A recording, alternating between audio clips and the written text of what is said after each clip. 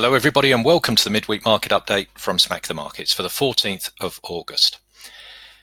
Well, with the summer volume or summer light volumes, the unexpected announcements from the US on US and China trade created quite a bit of volatility in the markets, and a number of these markets now have been whipsawed one way or the other and sitting at some rather sort of interesting points.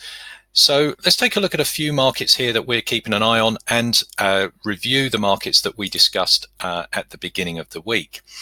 Now, if we come and have a look at the US Dow Jones here, this is the US Dow Jones future. From the beginning of the week, what we were looking for was for opportunities here to see if the market could actually sort of break above the 26,200 and push on up to make or to continue this sort of upward momentum.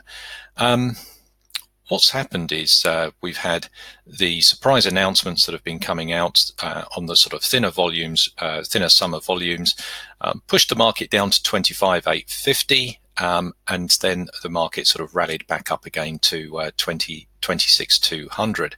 So no real movement on the week thus far. But what it has done is it's really sort of put in a couple of support structures for this market. So we've clearly got some resistance above price. We've clearly got some support below price here at 25, sort of 85. And these areas were areas and zones that we have been already watching because they had been significant in the past as well. So what we can see from here is if we can get a break to the long side, then we've got pretty much an easy move up here to 26,500. Above 26,500, we're up to 26,800 and then 27. If the market can't hold these levels and actually rolls over and takes out 25,850, well then we're looking for that retest of 25,500 and then possibly down to 25,000. So what it has done is it's reinforced the structure here in the markets and given us some good opportunity or some good levels in order to be able to trade around.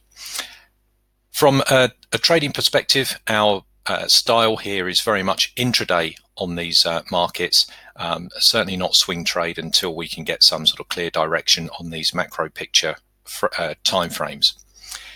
We also looked at copper on Monday, and we were looking for copper around these around this sort of level, around this sort of 2600 level here on the daily. We're looking for the market to find a little bit of resistance here and for the downtrend to continue. As we can see, the volatility in the risk on, risk off approach that investors have been applying over the past couple of days has really sort of broken this structure. Now the market's sort of coming back down to this sort of level again, but the whole structure here doesn't look quite as nice anymore. So we've moved away from the sort of copper. I think there are some more interesting markets here in some of the metals, one being silver here at the moment. So going into the second half of the week, we're looking at possible opportunities here on silver. Again, a lot of these markets have been whipsawed with investors' risk on, risk off approach over the past couple of days. You can see this action here in silver. But more interestingly, where the market is at the moment, it's right back into the sort of fair value zone here on the 8-hour chart. On the daily chart, the market is sort of sitting nicely above this level on the daily chart as well. That's around sort of 16.90, just around that sort of $17 level. And again, if this market sort of continues to push higher, there is some interesting sort of consolidations on these lower time frames. So if we come and have a look at this on the 60, you can see that we've got sort of consolidation here. The market's starting to push higher here, and if that continues, well, we've got a pretty much a clear run up here to around that sort of 1740 level there. So looking for opportunities here on silver going into the second half of the week for the trend here on silver to continue to the bullish side. So if we come and take a look at currency markets now, at the beginning of the week we mentioned euro dollar here. We're looking at euro dollar to be weakening. We're looking at this sort of rolling over. You can see this on these sort of higher time frames on the daily, that we've just got some real consolidation going on around this 112 area, and breaks underneath the sort of 111.80. We're looking for the trend here to continue, or for a move down towards that 111 area.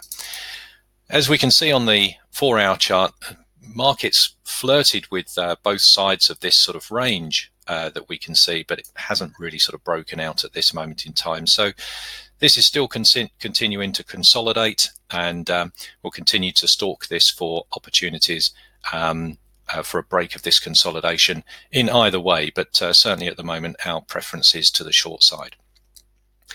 Now, other potential sort of forex markets that we're quite liking at the moment, and a lot of these forex markets unfortunately have been haven't got the sort of cleanest structure of trends, because they've been whipsawed with the sort of news over the past couple of days. But one that still does look sort of quite nice is Euro-Swissy. And if the euro or the German economy is certainly sort of going through a bit of a tough time at the moment, and expected to see some contraction there, and in which case that's not likely to be fantastic news for the euro. On the flip side, the Swissy is seen as one of those safe havens at the moment, and as there is a bit of a rush towards safe havens, that is the Swissy is benefiting in that strength. Looking at Euro Swiss here, we can see that the market's been in a nice solid short trend here for on these macro time frames.